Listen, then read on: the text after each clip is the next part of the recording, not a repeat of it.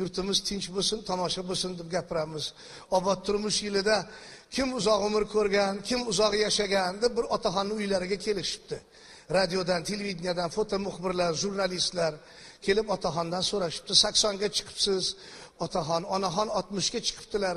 40 yil umr guzoronlik qilibsizlar. Hech 40 yil ichida oilangizda gap so'z janjal bo'lganmi? Deysa otaxon bo'lgan emas debdilar.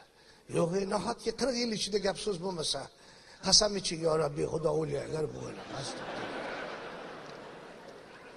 Qasam ichingcha gap yo'q, javob tag'lay tishlar uchib ketibdi.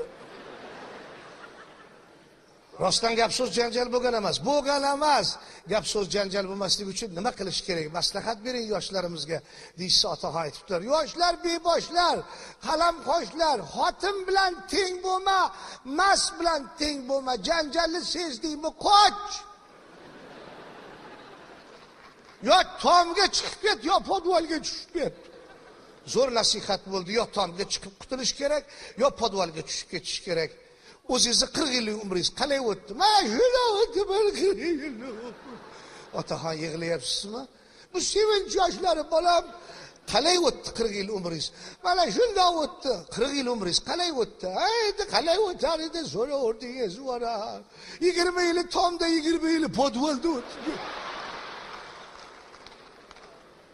Ha 5-6 ta bolangiz bor ekan o'tsa, hay endi havo sovuganda uyga ham kirib turar edi. Otaxonlar, bizni baxtimizga sog' bo'lsin, otaxonlarimiz